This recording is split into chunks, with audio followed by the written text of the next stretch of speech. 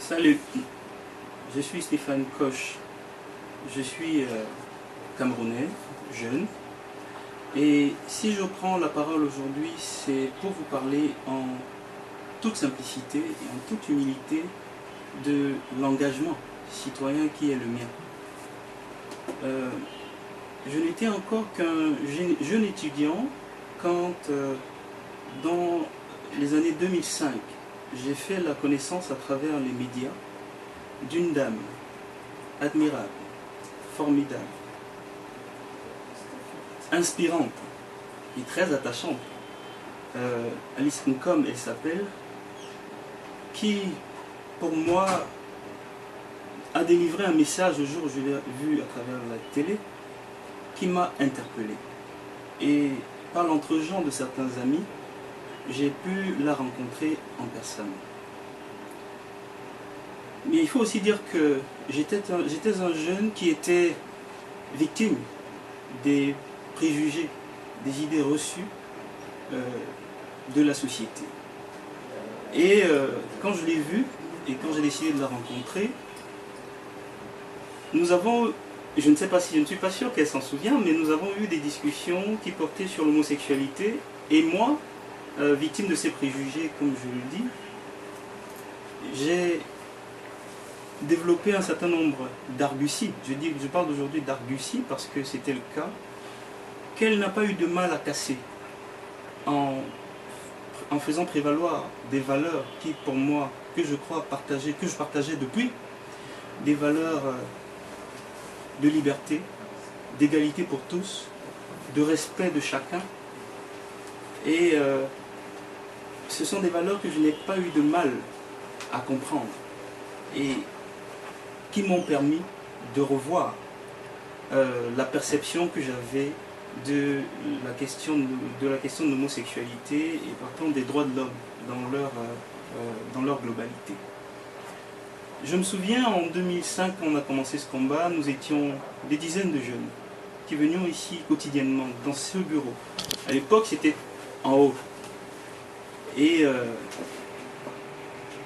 nous étions là, tous déterminés, nous étions engagés, prêts à donner du nôtre pour que les libertés dans leur ensemble, plus particulièrement celles des personnes homosexuelles qui sont stigmatisées et qui sont par-dessus tout vulnérables, pour que leurs conditions s'améliorent, pour que leurs droits soient reconnus, pour qu'elles soient prises et acceptées comme des personnes à part entière.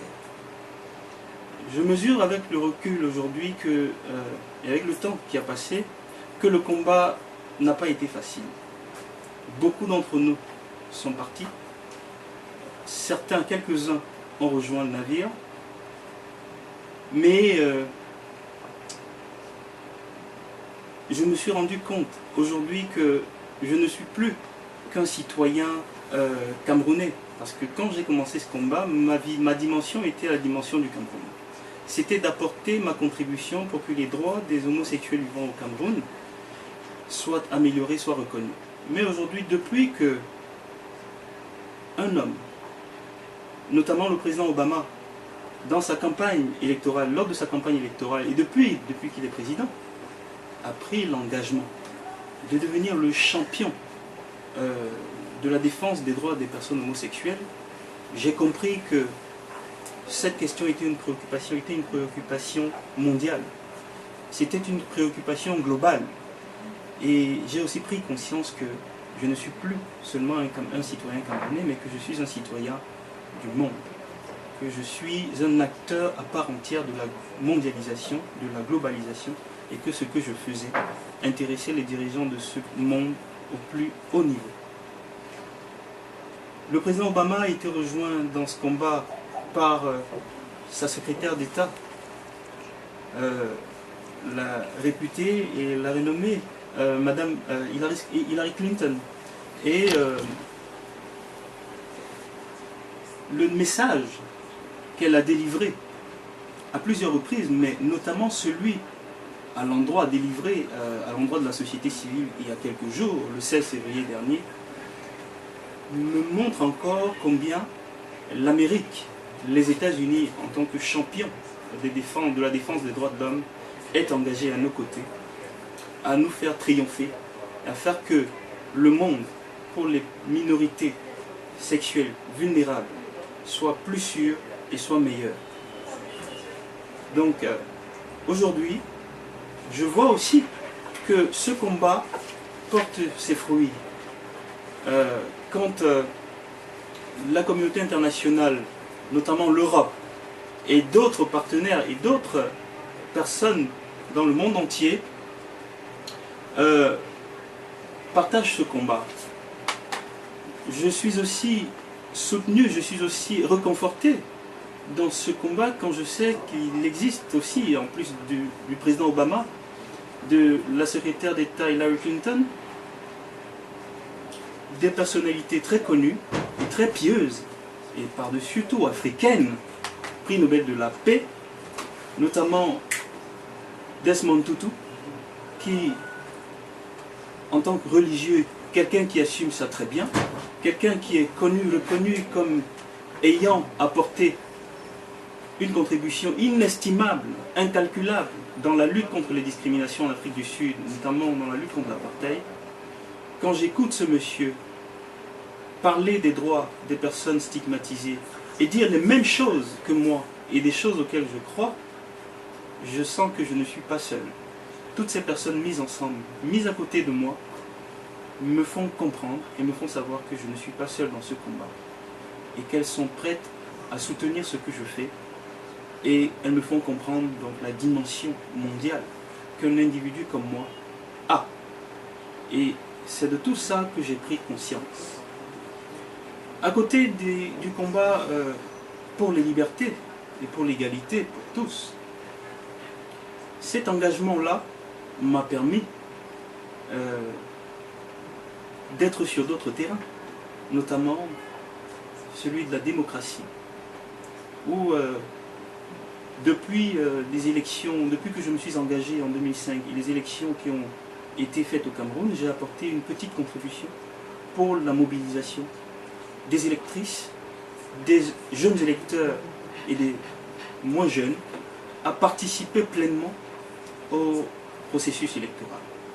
Il m'a aussi permis de voir dans quelle mesure je pouvais aller plus loin en aidant les électrices, les électeurs, non pas seulement à participer, c'est-à-dire en s'inscrivant et en allant voter, mais à voir comment ils peuvent s'organiser pour défendre leur vote, pour qu'il soit reflété à la fin du scrutin.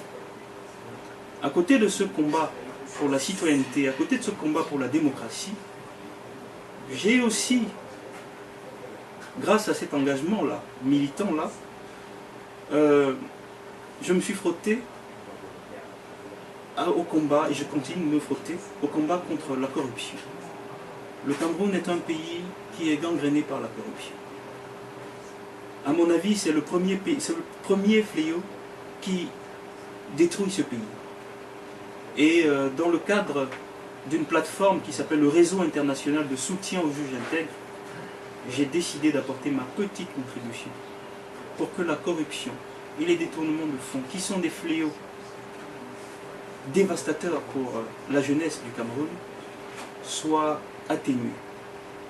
Si, pourquoi pas éradiqués. Donc, cet engagement m'a aussi amené à m'intéresser dans le combat en faveur de l'environnement, en faveur de l'immigration clandestine, enfin en faveur de l'immigration légale des jeunes, et m'a fait comprendre que l'immigration clandestine était quelque chose contre laquelle il fallait lutter.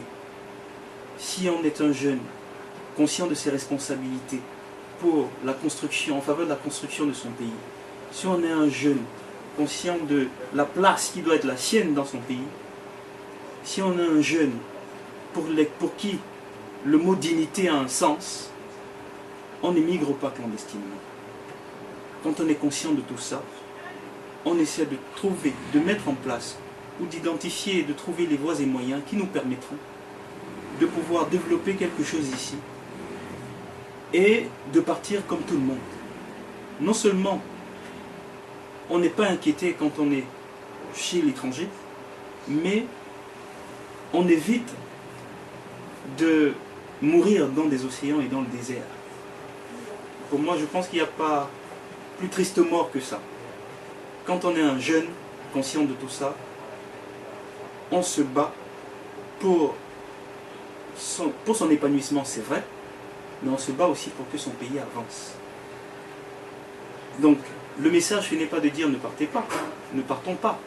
Partir, j'ai compris, moi-même en le faisant, que c'était une très bonne chose. Que ça permettait aux jeunes, à la jeunesse, de se former, d'apprendre des autres. Mais faisons tout pour partir dans des conditions légales, des conditions dignes. Mon message à la jeunesse est celui-là. Un message de dignité, un message de liberté et d'égalité pour tous, un message de respect de l'autre, un message de tolérance. Et ce n'est en partageant ces valeurs-là, ce n'est qu'en les partageant qu'on construit une nation, un pays, voilà, prospère, où chacun vit dans des conditions qui sont épanouissantes pour tous. Je vous remercie. En fait, je n'ai pas vu ce que tu